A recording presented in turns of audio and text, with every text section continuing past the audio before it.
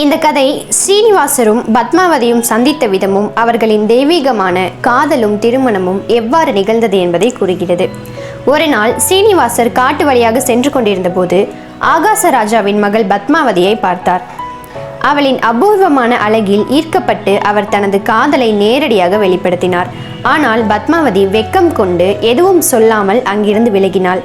பின்னர் ஸ்ரீனிவாசர் இந்த சம்பவத்தை தனது தாய் வக்குலா தேவியிடம் பகிர்ந்து கொண்டு பத்மாவதியை திருமணம் செய்ய விருப்பம் இருப்பதாக கூறினார்.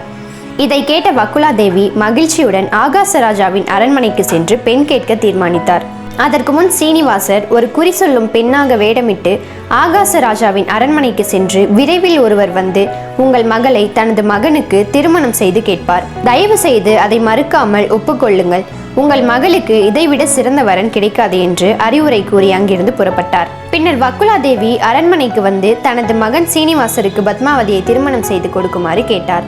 ஆகாசராஜா இதற்கு உடனே சம்மதித்து தனது மகளின் திருமணத்தை சீனிவாசருடன் நடத்த ஒப்புக்கொண்டார். இவ்வாறு வெங்கடேஸ்வரரும் பத்மாவதியும் திருமணம் செய்து கொண்டு இனிதே வாழ்ந்தனர். இது போன்ற புராண கதைகள் தெரிஞ்சுக்க விரும்பினா எங்க சேனலை இப்பவே சப்ஸ்கிரைப் பண்ணிக்கோங்க.